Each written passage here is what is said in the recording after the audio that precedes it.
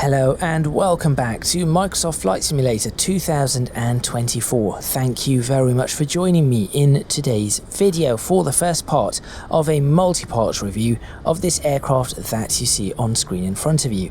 This is the Beechcraft Starship, which, despite its name, sadly does not go anywhere near space, although for a propeller-driven aircraft it does have a pretty high service ceiling.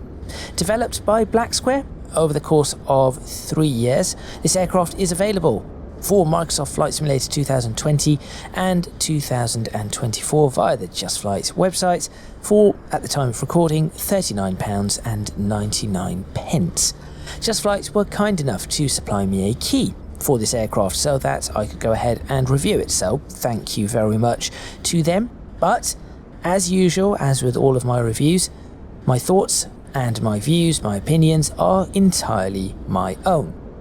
This review is going to be split into 2 or 3 parts. I think most likely it is going to be 3 parts, with this first part being all about aircraft familiarization, especially the unique design of this aircraft. I think what I'm going to have to do is, after the intro, actually look at this design in a little bit more depth, trying to understand some of the reasoning behind these things, as well as what I can see as advantages and disadvantages. And then of course I will be looking at the modelling, the texturing both inside and out, getting familiarised with the flight deck / cockpit, and also talking about the underlying systems, because this is a Black Square aircraft, as I mentioned, and Black Square aircraft are all about having the high fidelity, high quality underlying simulation, making the aircraft as immersive as possible, making the aircraft as realistic as possible.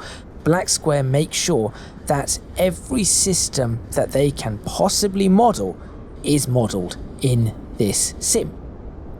And therefore, this aircraft comes with a 190-page manual. It has video tutorials by the developer themselves. It also has, you can download the pilot's operating handbook. It takes a while to get used to. It has over 230 things that can fail. It has over 170 circuit breakers, of which all of them can pop out and fail. It has loads of buttons inside, of which I think 99.9% of those buttons can be pressed and will do something. And being the aircraft that it is, the first aircraft with a glass cockpit display, this aircraft needs to be correctly modelled, and all those underlying systems really need to be properly modelled so that it is an accurate representation. And so Black Square have gone ahead and done that. So that is what is coming up in this particular video. Make sure you stay tuned. Let's get started and let's see what the Beechcraft Starship is all about.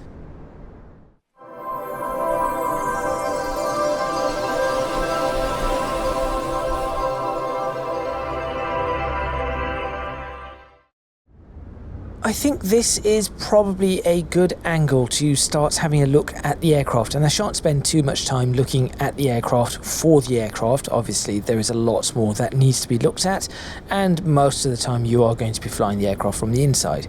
In fact, almost all the time you would be flying the aircraft from the inside, but it is still an interesting aircraft to have a look at. The way when I first saw this aircraft, I saw it as an aircraft where you had an aircraft and then somebody has taken it apart like a jigsaw puzzle, given it to somebody else, and that other person has put it together in this form and said, there we go, that is what I think the aircraft should have looked like. It does have a distinctive Beechcraft fuselage. You can definitely see that, but everything else about the aircraft is a little odd.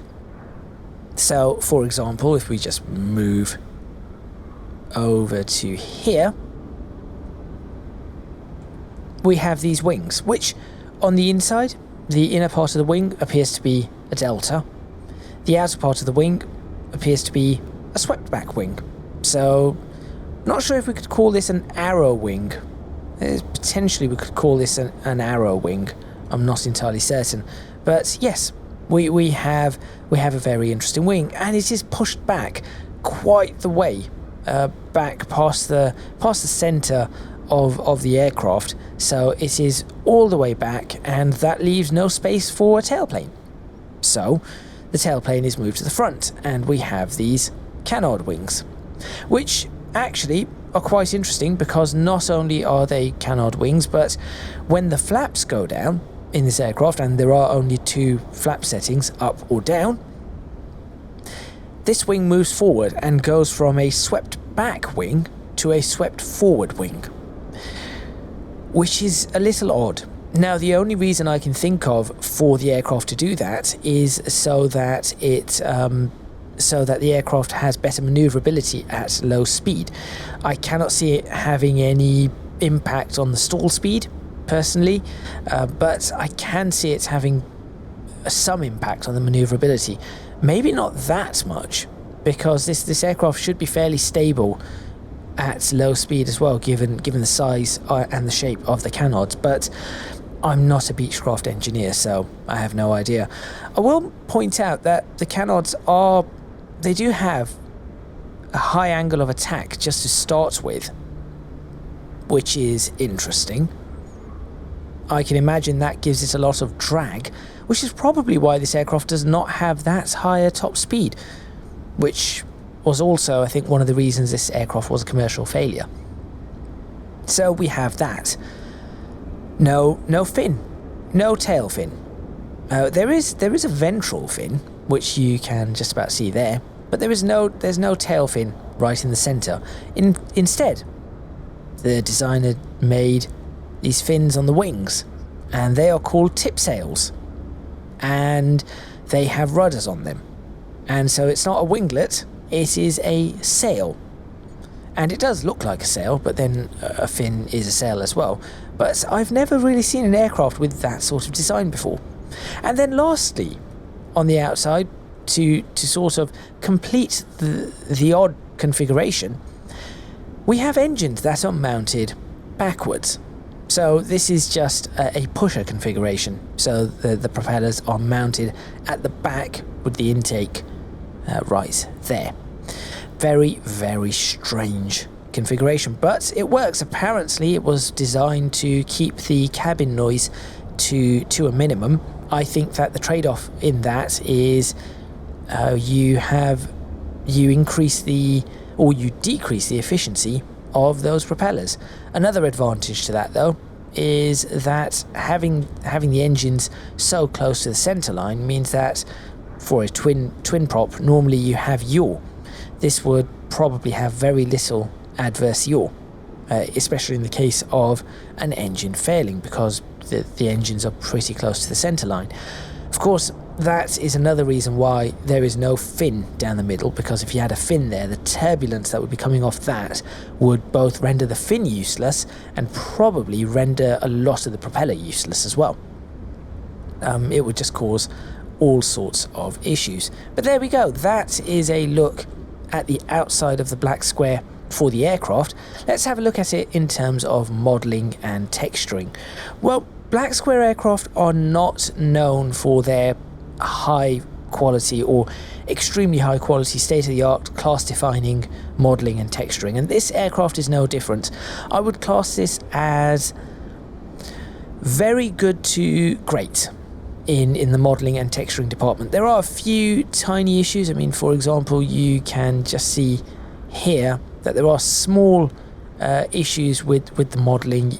For example, just over the top of that, it just seems a little bit further out. There are a few little bits like that here and there, but overall everything is pretty good. When you're sort of standing maybe here, 5 yards away from the aircraft, it looks absolutely fine. Similarly with texturing, you have the same sort of issue. Generally, it is pretty good.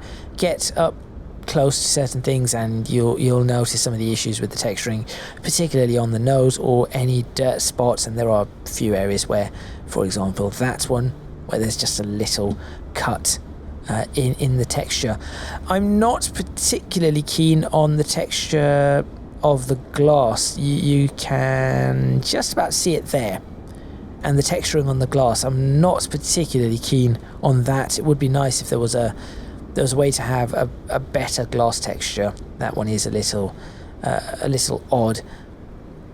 However, all the writing on the aircraft is very crisp, even up close, as you can see. And that is not just that particular bit of writing.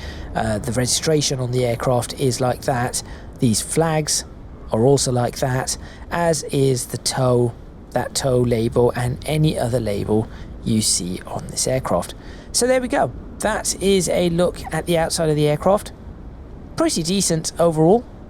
Let's get inside and we'll take a look at, first we'll take a look at the cabin, and then we'll take a look at the bit that I'm obviously going to spend the longest time on, and that is the flight deck. So I thought I would start at the back of the cabin right here, because there is something just a little interesting if I look all the way around. And this is where the cargo hold is, but we can open that up and there is a little message from the aircraft designer. Best aircraft the company ever built. There we go. If you click here, you can stow or deploy the chocks, which is quite useful. I'm going to leave this open because I want to see if this is possible for me to be able to do this from the cockpit.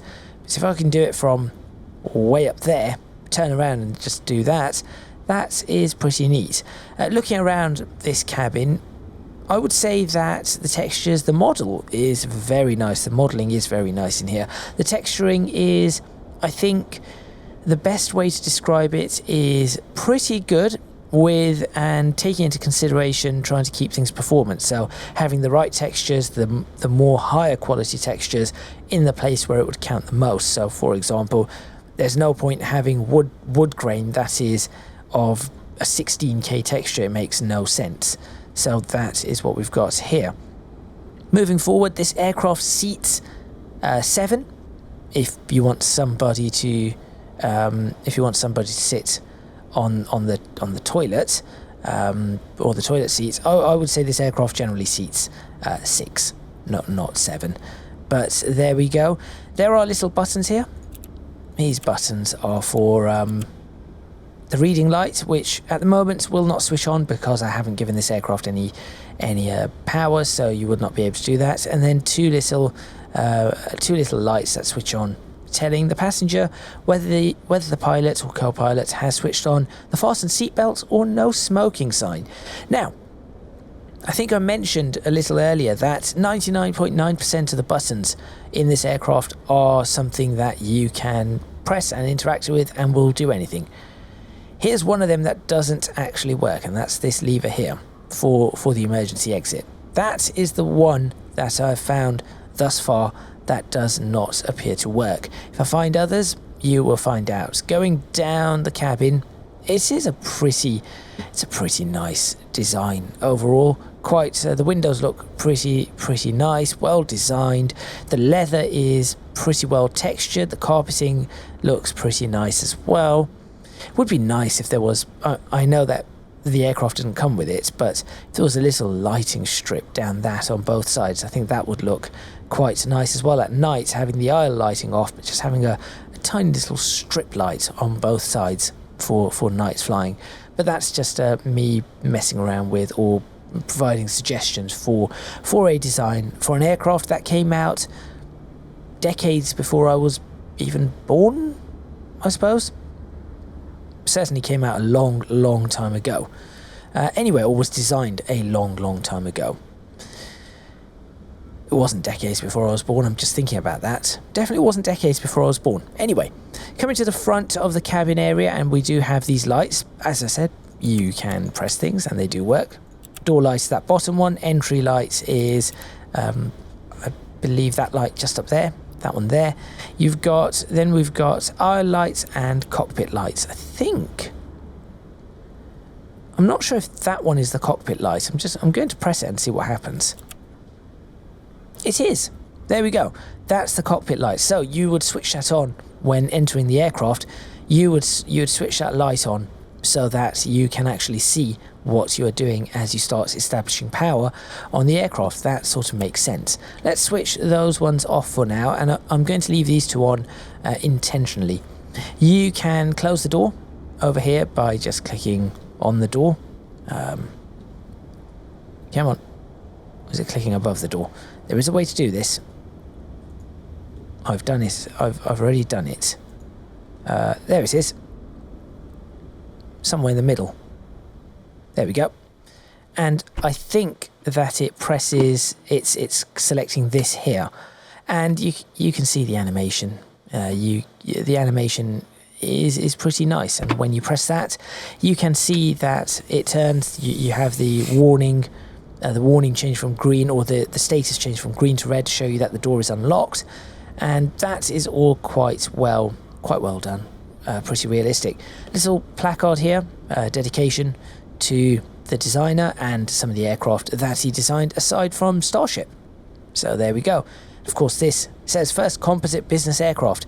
Yes, this aircraft is made out of composite, not metal. It says carbon fiber reinforced polymer, which makes this aircraft pretty light, although unfortunately it was still heavier than it was supposed to be. So there is that. I'm not sure how heavy it would have been if they used metal for this. And then we have the aircraft certificate, airworthiness certificate, which of course is in a realistic design, but it isn't a real certificate, and so it has Black Square's information. So that is, I think that is everything in this cabin. Oh, there are 3 more buttons up here. I have no idea what these buttons do. Tea time, flush time, lights. That might be something that shows up at night, I'll be honest. I might try that. When I do a flight, I'll try and do it in the evening or early morning so that we can see the lights, and I'll try and press that button and see exactly what it does. But yes, that's the flight deck. I mean, it's not the flight deck, the cabin. And it does look pretty nice, especially for a small aircraft. Right. Now it is time to go into the cabin, the flight deck. I'm getting all of this mixed up. Time to go into the flight deck, where we will be spending pretty much the rest of this video. So here we are, seated in the pilot's seat on the flight deck. And the first thing that will strike you is that in front of me I have what is known as the Collins AMS 850. This is a one-of-a-kind avionics suite with 14 CRT displays, which if I start moving around, there you go, you can count them, 14 CRT displays with a whole bunch of different things that go on various different displays, lots of redundancy and reversionary modes. Now, the reason for that is because, as I mentioned quite some time ago now, probably towards the start of the video, this has a glass cockpit, and this was the first glass cockpit of its kind, whilst other aircraft were all using steam gauges.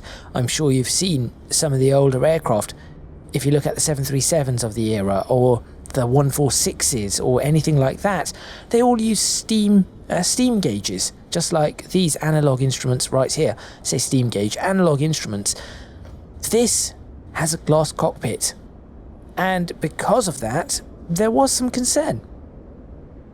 Hang on, what happens if the displays fail? What would happen if we lost primary information? What happens if we lose the engine information? What happens if we lose the maps or the navigation display? So this aircraft has those reversionary modes, which means that the redundancy on this flight deck, the redundancy in this cockpit, allows you to place or put information on multiple screens. I think pretty much almost everything that can be displayed on a single screen has 2 or 3 other screens that it can be displayed on.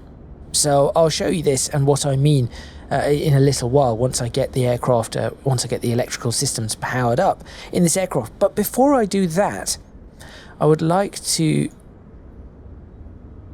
take a look at this and draw your attention to this. So this is not an electronic flight bag. I'm not going to go into this in a lot of detail. Once I'm flying, you will see some of these things working, but this is designed specifically for this aircraft, and it gives you some of the aircraft options. I highly recommend leaving this checked off as this aircraft actually has it. And some of the options make sense. For example, the beta annunciator, instant beta on touchdown. Other ones you might ask questions about. So for example, high GNS 430. Why? Well, this aircraft did not come with GPS. In fact, GPS did not exist for civilian use anyway in the era of which this aircraft was released, so the mid-1980s onwards. Civilian aircraft did not have access to GPS until, I think it was 1996, so this aircraft did not have it. But to make it easy, or easier, to fly this aircraft in Microsoft Flight Simulator, there is a Garmin GNS 430 built in just down here. It can be added to the aircraft, I believe, after having some discussions with an actual Starship, one of the Starship owners. They said that yes, it is possible to retrofit the aircraft with the GPS system, and that is something that they could potentially consider, but no aircraft at this point in time, the 6 remaining, actually none of them are actually running that as far as I know. So there you go. Cloud strobe effect is just the bright flashing in the clouds when it is dark, and the rest of this is pretty self-explanatory. This is quite an important one, the load with covers and chocks deployed. If you forget to take your covers off, your pitot covers, your engine covers, whatever it is, you are going to experience failures, you are going to damage the engine. It isn't like other Black Square aircraft where it removes this itself, so just bear that in mind. Payload can be used in Microsoft Flight Simulator 2020 as well as 2024, but in 2024 you sort of have to use this because for some reason the standard payload page does not work. More bugs for Microsoft Flight Simulator 2024. Sim Update 3 apparently is supposed to fix it, but we will not know until Sim Update 3 is out, and also we have no idea what other things it will break. But this is a pretty good screen anyway to have a look at. You can open and close the cabin door here, refill the oxygen, control the exterior elements including the wheel chocks, pitot covers, engine covers and gear pins that I mentioned, connect up the external power, which is a diesel generator. I will do that soon, you will hear it. Set up whoever's in the various seats and their mass, as well as select how much fuel you have in your tanks. It also gives you your range and your endurance, as well as your center of gravity, which, just to be slightly pedantic, there should be a lowercase o, but there we go. Center of gravity, which in this case is just aft of the center line, a beam of the aircraft. So there we go. Nice and simple, very easy to understand. Left and right engine, I'm not going to go into this just yet, but when the aircraft is starting, I will go into this. I have no idea why the engines are in this state. They certainly were not earlier on a test. I did bring it down to 99 and 98% respectively, but I'm not sure why they're down to that. Might be something, in fact, that might be something to do with the replay camera or the replay mode. So bear that in mind. There we go. But this is animated, and you will see this working when I start the aircraft up. I'll probably do it for the left engine. I'll show you how to start up the right engine, then I'll do the same for the left engine, but show you on this. Similarly for the electrical systems, this schematic is all animated. The reason I left the cabin entry lights on is so that you can see that is lit up there. If I switch that off, if I switch off the lights, that will switch off as well. Cabin. This is all about your pressurization and your temperature, your air conditioning systems, brake temperatures, all of that. That is found on here. So it does give you outside air temperature as well as temperatures in the avionics bay, the instrument panel, and the aircraft itself, the cabin itself. I will show you what happens when this aircraft starts overheating on the instrument panel, which is a realistic feature because CRT monitors do get very, very hot, and when they get hot they overheat and then they dim and die. So there is that, and that is one of the reasons why we have all these reversionary modes that I was mentioning. And lastly, we have all the failures, which I'll just reset just in case. And you can fail any of those 230 plus failures that I spoke about. You can fail them at any time, schedule them to fail, leave them in mean time before failure mode, and even change the global failure rate to however many times real time you wish it to be. So that is the tablet in a nutshell. I'm going to leave the electric one up just to show things coming online, and I'm just going to, actually for now I'm just going to hide that so that I can show you around the cabin. Around the flight deck. I'm going to call it a cabin because I'm just thinking of a car and the cabin in the car, and obviously the driver is also in the cabin. But no, flight deck, cockpit. So I'll show you around this before I start anything up so that you are somewhat familiarized with it. We have circuit breakers on the left and right hand sides in a little next to the armrest. And you have another circuit breaker just there, which will be next to your left foot, left calf, I suppose. We have a control lock here, which you can just click, and that will unlock the controls, can be stowed over there. You have your power, prop and condition levers right here, as well as flap controls, which is just up and down, as I mentioned before. Power goes between, so we've got the beta range there, and then down to reverse, back up into the beta range, and then alpha range all the way up to there. This is what the unrestricted beta option, by the way, does. If you switch unrestricted beta on, it will allow you to put the aircraft into this range in flight, which is not what you want to do. So there we go, I'll just leave that there. Just above that, you have the electric control, so you've got your battery and generator controls right here, and your avionics switches, your fuel management, as well as your fuel transfer and fuel temperature, and as well as the quantities, so your gauges and your engine ignition and starter controls over there. Down at the bottom you have your trim controls and your parking brake. Below that is the autopilot master. Then you have the HF radio and the GNS 430 if you wish to have that. So that is the entire center console. At the top we have lighting, the lighting panel, and some operating limitations and some information just for the operating limitations of the aircraft. So that is at the top, nice and simple. And then of course across the aircraft, if we get rid of the yokes in the standard fashion that we can now do in Microsoft Flight Simulator, and I think actually in quite a few sims, X-Plane probably does the same thing. It is nice that this is a thing now in pretty much every single aircraft. So we've got some of the standard bits, so your microphone selectors and what you want to hear in your headphones or oxygen mask or whatever you've got. So you have that. You've got your test buttons over there, ice protection switches all here, so pitot heat, and your pneumatic gauges, because this aircraft has pneumatic boots for the ice protection, not a heated wing nor liquid de-icing.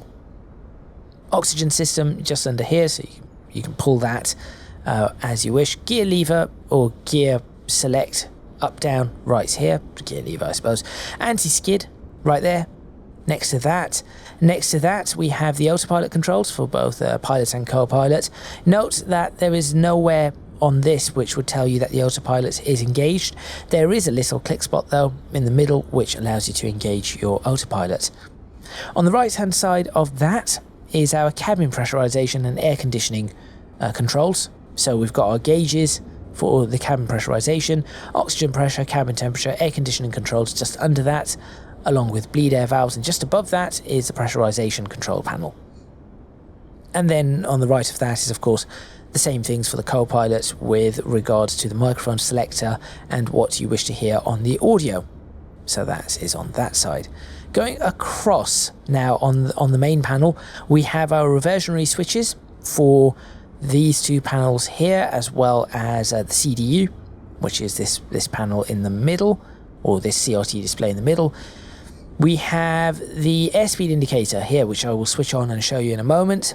We have the SDU, which is a sensor display unit, clock underneath that, navigation display, primary flight display, altimeter and vertical speed indicator combined together, known as an ALI, CDU, as I mentioned, ICAS display right here, multifunction display right there, two radio tuning units, RTUs, and then of course the exact same on the opposite side. Above that, above the RTUs, you have the standby airspeed indicator, attitude indicator, and altimeter, and above that you've got another reversionary panel for your RTU and the ICAS display, as well as some volumes for COM1, COM2, nav radio, beacons, DME and ADF. I think that is all of that. Oh, we have a little joystick here as well, which I will show you a little later, as well as course and heading selectors.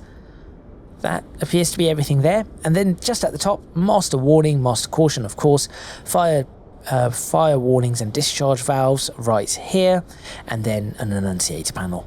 So that is the aircraft in a nutshell. But what we now need to do, perhaps, is get some power to this aircraft. Let's go ahead and do that. And I'll go ahead and select the battery power on, and you'll see how some of these things will change. There we go.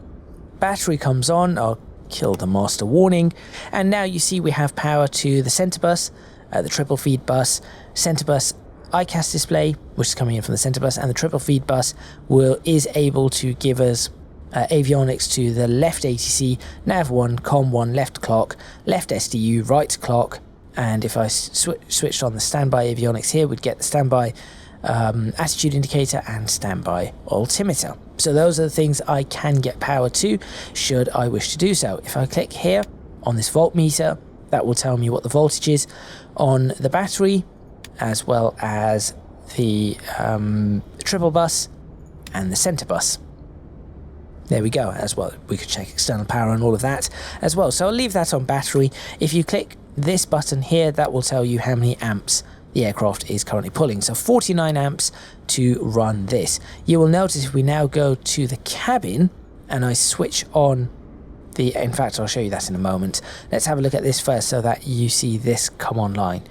So if I switch on ECAS, you'll hear it spooling up. It will fade into existence, not just appear randomly. It will fade into existence. There we go. Master caution comes on, and we've got all the information for things, any problems we have, or alert. It's just a crew alerting system, isn't it? So this is just a CAS. So there we are. So auto feather is off, right bleed, left bleed off, right channel in op, left channel in op. The ties are open, oxygen is not on, power brake is inoperative, anti-skid is inoperative, pneumatic pressure is low, avionic air fail, right and left stall warning failed, standby device de-ice fail, main de-ice fail, and standby attitude gyroscope is off. And this all does work. So for example, I know that I can bring on my standby avionics, so if I go ahead and press this, you will hear the gyroscope start to spool up, by the way. And it does work. It is a realistic gyroscope simulation. So this is going to shake until it stabilizes. And if you were to switch it off and you were in flight, as you started pulling banks and things like that, very slowly, this thing will start losing its correlation to what the aircraft is actually doing. There we go.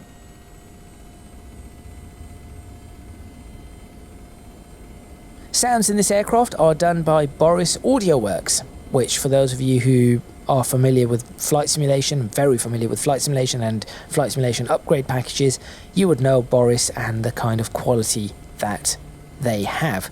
So this aircraft is going to sound fantastic. So far we've got very good to great modelling, very good to great texturing, fantastic sounds, and what I can tell you already is going to be a fantastic simulation of the aircraft itself and the underlying systems. This is starting to look like a pretty good aircraft. You can see now we are pulling 50 amps. So very slowly we are starting to pull more and more power. If I would start bringing the integrated avionics online, we'll start seeing the clock has come on, nav 1, com 1 radio, and the ATC is on. If I do the co-pilot one, you will notice that the SDU comes online. So this is probably a good time to have a quick look at the SDU. So we do have various different forms in which this SDU can be displayed. So we'll have RMI, radio magnetic indicator. That's just a standard RMI on a HSI. We have VLF mode, very low frequency radio mode. At the moment it's fails. This is why I want to show you it, or it's in fail mode. This is why I wanted to show you this before I start the rest of the aircraft up or the rest of the electronics, so that I can show you that this does work with the rest of the systems. The VLF system is not online at the moment, oops, and so that is why this is in fail.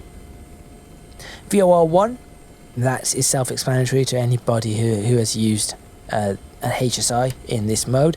DME will show you the two DMEs, the distance to the DME 1 and 2 if you have DMEs tuned, which is quite useful as well. And then VOR2 mode, and that is it. If you go all the way around, it doesn't do anything. So you have to go back like that. And so just bear that in mind. If you start cycling past the 5 modes, 5 or 6 modes, 5 modes, it isn't going to go back to mode 1. You have to go anti-clockwise to get mode 1 back up. So that is that. Now generally, you can see we are now starting to pull more. If I go over to cabin, you'll start seeing things are very slowly starting to heat up, and this is actually important. If I go ahead and switch the blowers off, even though they're not currently on, I'll switch the blowers off. These are animated. When I connect up external power, in fact, I'm going to switch those two off. I'm going to connect up external power, and then I'll switch all the avionics on. You are going to see that this is going to heat up. And this is going to heat up fairly quickly. So when that starts heating up, we have a chance of causing failures in the underlying circuits and the displays themselves. So this is something I'm going to show you. I'll just show you up to a point where one of the displays is warning that it is going to fail if it keeps getting hotter, and then I will show you how to fix it. So let's go ahead and get external power up and running. So go to payload, external power. At this point in time, I'm actually going to get rid of those 3 and leave the wheel chocks. I'll bring the wheel chocks in a little later. The diesel generator has started, and the little ticking you hear, I think, is the cap at the top of the exhaust hitting the metal as the fumes are puffing out and then dropping off. And it is really cool because that diesel generator is at the moment in idle. As soon as I connect up external power, it will start revving up. There it goes. So now we have external power, and you'll note that the battery immediately jumps up to 28 volts again. We've got the external power that we want, and now if I start bringing the avionics online, you're going to hear that as well. So it will rev up more and more as we bring more and more things online. There we go. That's one set of avionics coming up and fading in. There's another set coming up and fading in. So there we go. That is the entire avionics suite now in front of you. What I'm going to do is quickly go through some of these, but also bring in, so if we have a look at the electrics, you'll see we now have external power. All of these are now online. I'm going to bring this cabin up, and you'll see that this will get hotter and hotter. The CRT displays have warmed up, so they have brightened up. You may have noticed at the start they were fairly dim. They have now brightened up quite nicely. So let's start with having a look at, well, that is just a standard, that's a standard, what do you call it? I forgot what it's called. It's just gone from my head. It's airspeed indicator, ASI, that is what I was looking for. Standard airspeed indicator shows us true airspeed. You've got the bar pole for never exceed speeds. You've got some flap speeds and all of that kind of stuff. It also gives you the outside air temperature or ISO temperature as well. So there we go. It has a little speed bug as well. I'll show you what this FS thing is in a minute. So in fact, I'll just move that around so you can select a speed bug however you wish to select it. And yes, that is as simple as it is. And of course we have a reversionary or a standby instrument for that should this ever fail, so that isn't a problem. Moving to the right of it, and we have a PFD. Now the PFD is something that if you fly jetliners you will be used to. So of course we've got our artificial horizon, bank angle indicator, that I believe is a vertical speed indicator as well, or actually no, that's a radar altimeter. That's a radar altimeter. You can get You can get ILS information, localizer information on this as well, VOR information, as well as this little bit here. So because this doesn't have an altimeter and a speed tape on the left and right of it, or right and left of it respectively, you end up with this instead, which just says fast and slow. And all this is that whatever bug you have set on the speed, if the bug is active, so that is inactive, if the bug is active, if you are doing that speed, it will be, this green mark will be there. If you are within 5 knots, up to 5 knots, it will go up to here. 5 knots faster, 5 knots slower, 10 knots slower, 10 knots faster, and of course beyond that it cannot go any further. So that is all it is. It just gives you sort of a 20 knot range, plus minus 10 from the speed that you have actually put on the bug. Quite useful actually. I do like the fact that it disappears when not in use, which is also the case right here with this particular display. So the ALI, you've got the altitude in hundreds of feet on the outside, you've got the full altimeter on the inside, you've got your target altitude right there, and then you've got a vertical speed indicator here, which only shows when you, or this bit will always show, but if you are coming up beyond, or if you go beyond 600 on either side, best way to show this is by switching this on and putting the vertical speed indicator on. So 600, if we go to 700, it brings up the rest of the vertical speed indicator, which I think is pretty neat. It just keeps things out of the way when you do not need it. So whilst you are flying, you might be around the 1,000 foot per minute climbing or descending. So it will only bring it up as and when is necessary. And if you're doing a 500 foot per minute climb, well, there we go. It won't show it. It won't show it at all. So that is quite useful. Next to that is of course the ICAS display, which we've looked at already, but in a little bit more detail. We've got our turbine temperature up there, we've got our torque over here, our propellers and what range they're in. So this is where that beta is the little annunciator that you have in the options, which says whether or not to show that you are in beta or not. That is a synchro tape, which tells you whether the propellers are in sync or not. And then we have our N1 percentage right there, fuel flow and oil pressure and temperature. Not sure what this oil display does. I've pressed it a few times, it doesn't seem to be doing anything. Maybe the aircraft needs to be started or something, I'm not entirely certain, but there we go. I will look at these two in a little bit more depth in a couple of moments, but first let's have a look at the ND. So at the moment this looks just like a standard navigation display HSI. One of the things that I do quite like about this is that we have this little Starship, stick Starship, let's call it a stick Starship, which is the indicator for the aircraft. You can click that and that will sync the heading all the way around to the direction you are currently facing, which is useful. And then of course you've got your course select and all of that, which does work over here. Clock is pretty simple, start stop for the trip. You can select that to be GMT, local, whatever you desire, and then obviously just use that as you normally would with every other clock and stopwatch that you have in an aircraft. Everything else is pretty self-explanatory on first glance. One thing I will show though is this bit here. So this is the fuel quantity in pounds. If you were to select or click on this, it shows you the aft tank quantity. Bear in mind that this quantity here is the main tank plus the aft tank. So it isn't that plus that for your total tank quantity on the left and right hand side. It is that.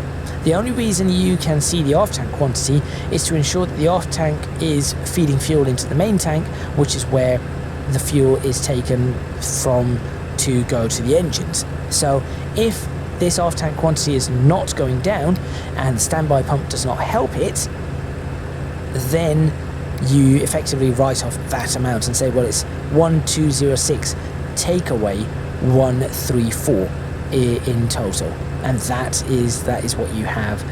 That is what you have available to you as your total fuel. So just bear that in mind. Now let's see how hot this is getting.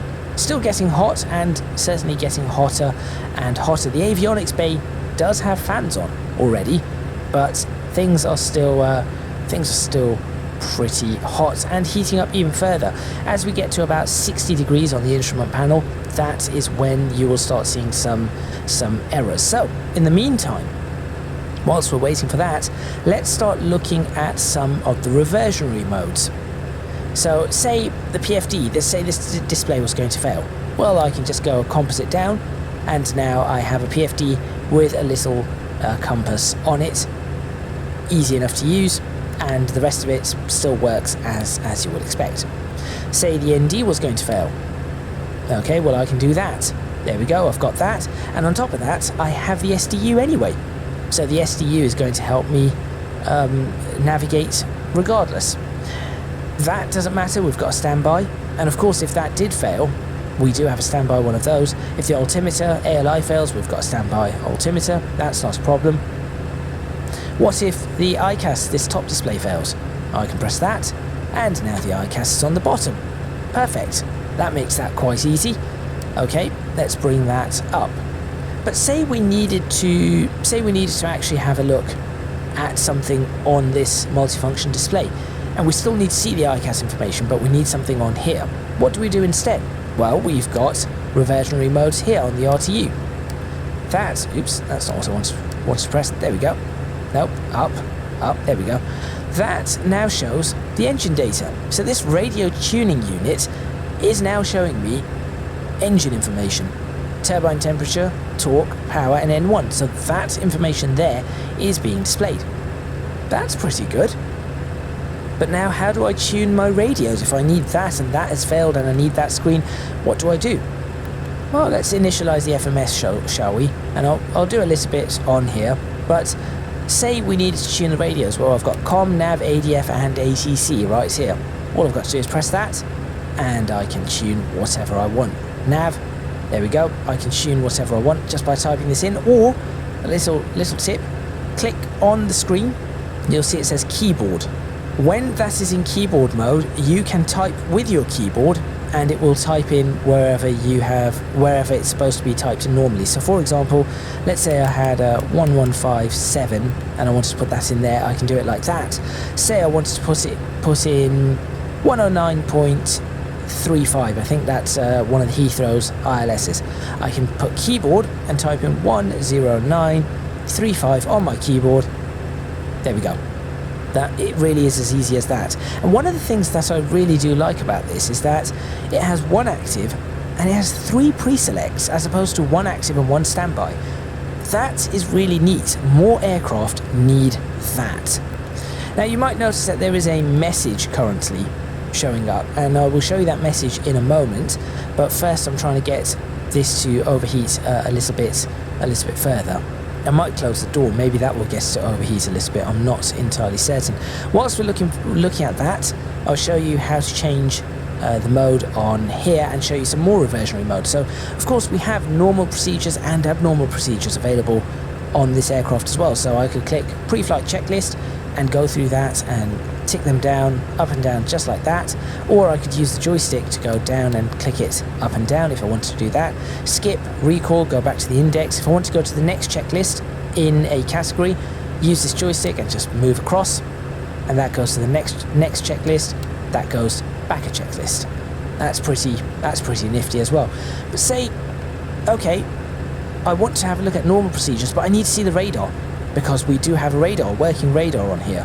So if I go to radar control and go to next page, switch to test on. Okay, so we have a radar here. Great.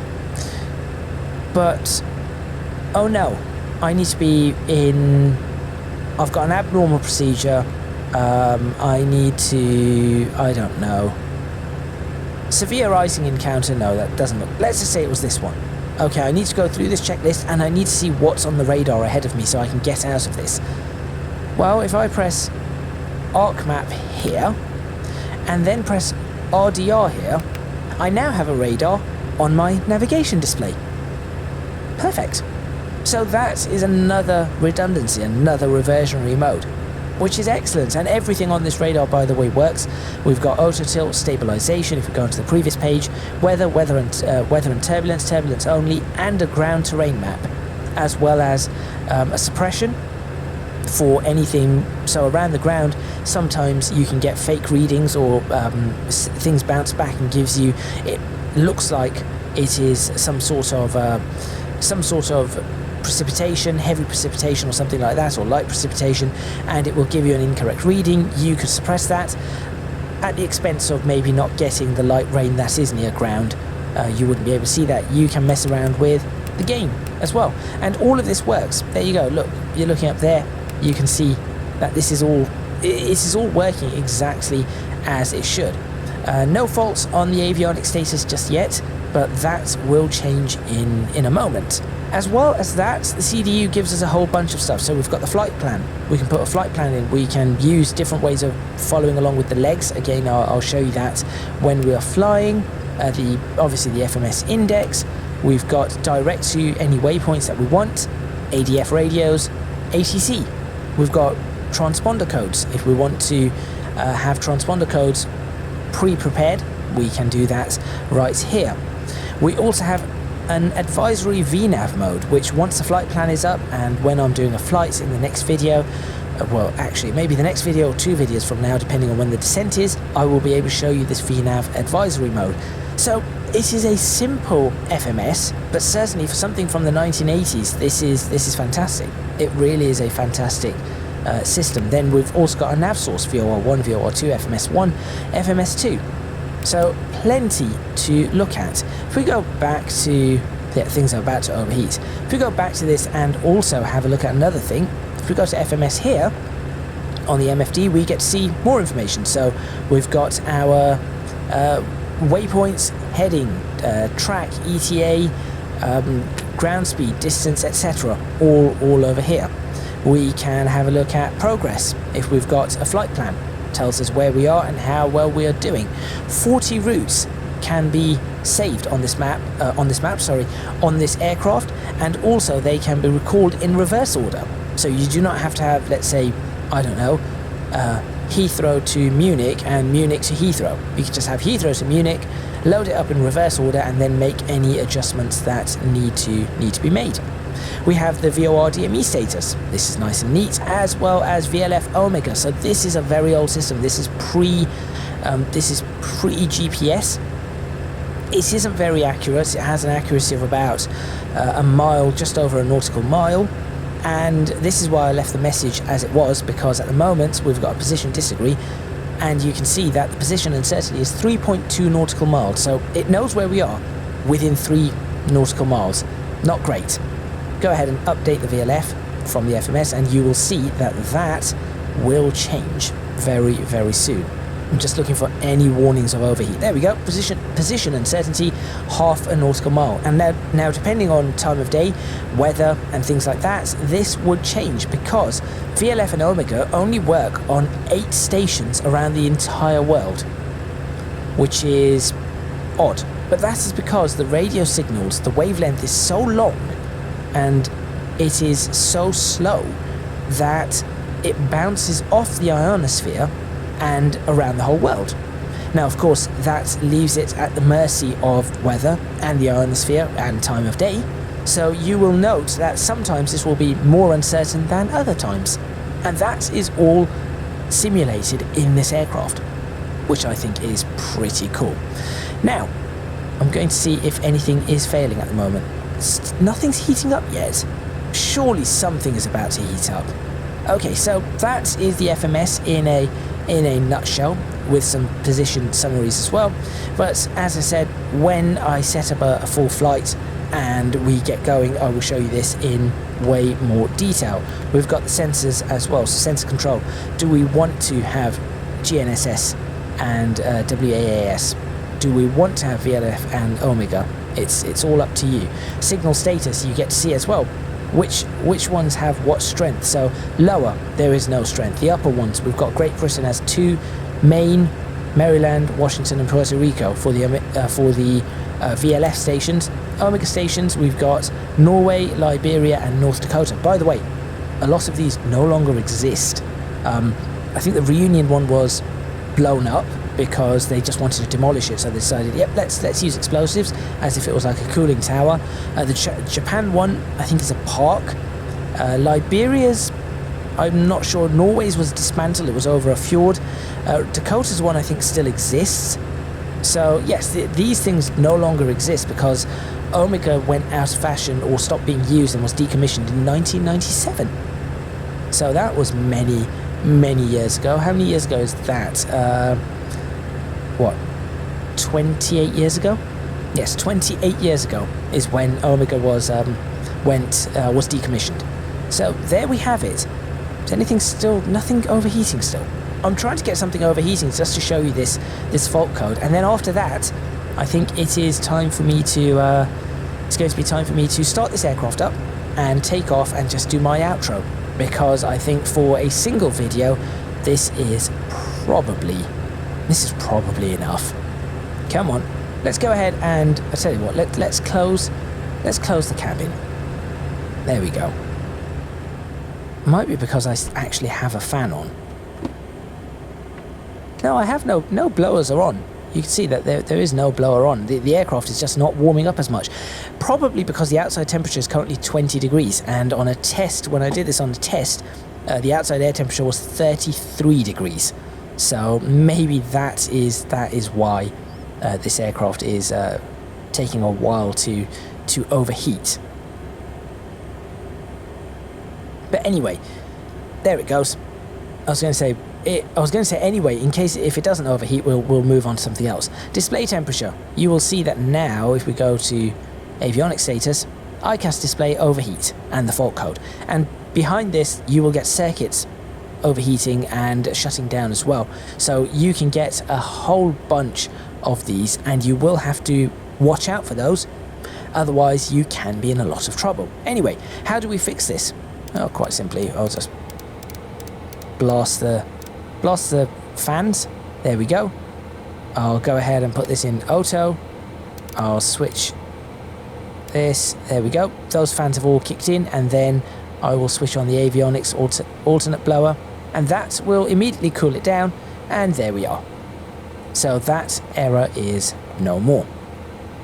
Okay, I think I have shown you enough of this aircraft in a basic sense. So what I am now going to do is I will settle in and get the aircraft started and then do my outro, and that way I'll be able to show you the left engine. I won't show you the right engine. Right engine I'll show you how to start, but I'll be able to show you the left engine and how that works and how this schematic works. So let's get settled in and ready to go with that. Okay, here we are ready to get these engines started. So I'll switch some head tracking on so that we have just a little bit more interest in what we are looking at. So here we go. All we need to do is ensure that first off this is in ground fine. The propellers are fully forward, flaps are up, we have enough fuel, that is fine. Anti-skid needs to go on, landing gear lever must be down. Over here we've got the oxygen system ready, pull that out. Pitot heat can be off, the rest of this is completely okay. I'm not going to be going through this step by step. I'll do that when I do the full flight. Not going to worry about any of this at the moment.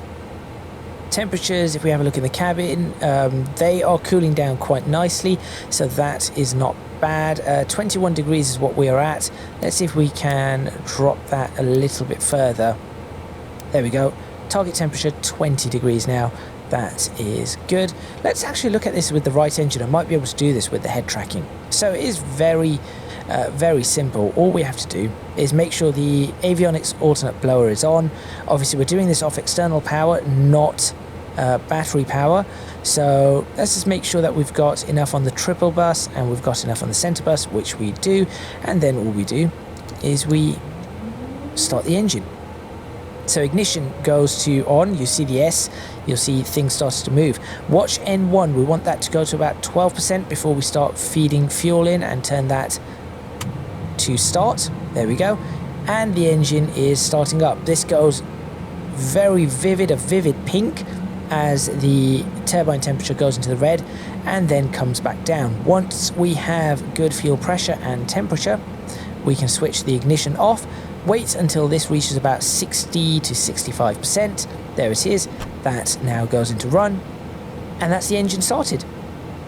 And we go ahead and do the exact same for the left engine. So start up, wait for 12% N1, 7, 8, 9, 10, 11, 12. There it is.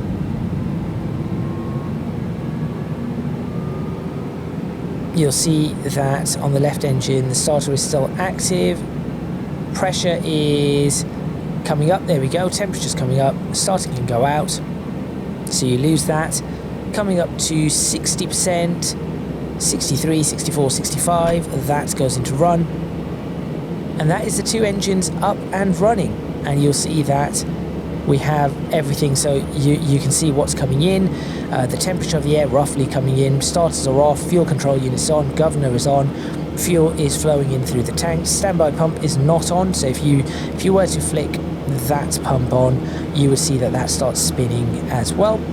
And it does take a little bit of time for the engines to spool up, so you'll see the synchro tape is pushing heavily to the right at the moment, as the right engine is spinning at 990, whilst the left engine is currently at 640 and climbing. Going to electrics, what we can now do is we've got the generators up and running, so let's connect to the generator systems, and there we are. Just make sure that we are on. Perfect. We've got the amps coming in, 123 amps. That is now we've got a 41 and 42% load on the left and right generators. That's not a problem at all. That's it. That's the aircraft up and running. We can switch off external power. Go here, external power there. Oops. External power, remove the wheel chocks, and we are ready to go. So, to finish this particular video off, let's go ahead and do a quick takeoff, just to show you how easy this aircraft actually is to fly. I've shown you all of these things, but the aircraft, how easy is it to fly? Well, it was very easy to start up, and it is very, very easy to get going. So bleed valves go to both. Auto feather can be armed, sync can be... do I want the prop sync on right now? Probably. No, I'm not going to synchronize. I'll synchronize it when we're in the air. Now you hear that sound. That is the beta mode of this engine. So when it goes to alpha, the sound of the propeller will change.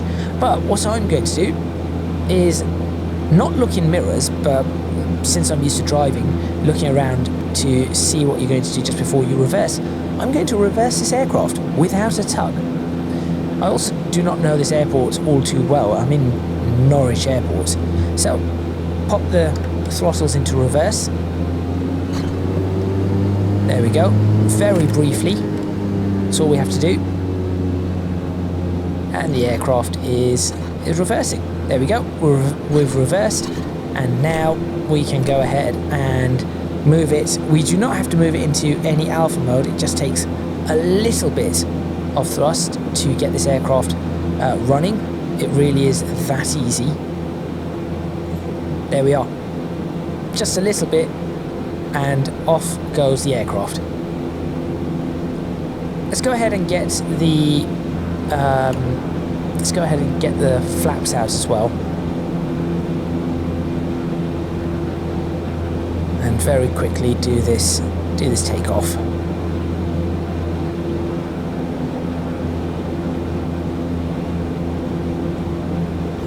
Now I do apologise if this bit of the video is a little laggy. It is really quite warm, and I think I'm having some trouble with the lag. I'm having trouble with transmission and overheating and things like that.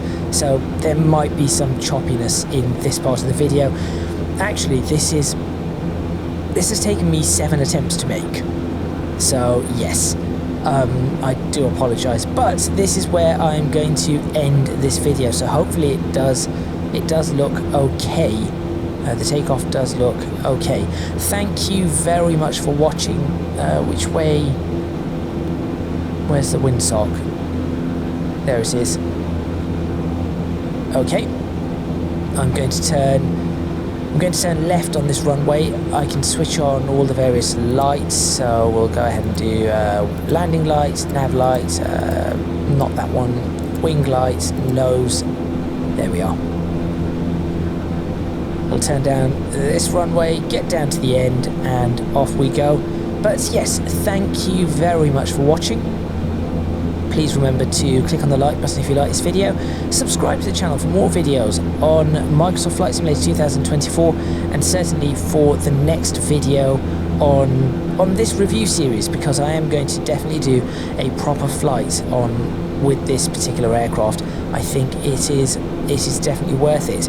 But hopefully that has given you a really good indication of just how in-depth this simulation is, and just how much is covered by Black Square, and the depth and the detail that Black Square have put into this particular aircraft. Honestly, I think I can probably turn this aircraft around right here, and I should have plenty of room to get the aircraft taken off.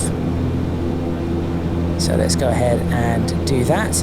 If you can do so, please do consider supporting me on Patreon. Link in the description box below, as are links to my social media and Discord server. That is all from me, and I will see you next time for part 2 of my review of this particular aircraft, the Beechcraft Starship by Black Square.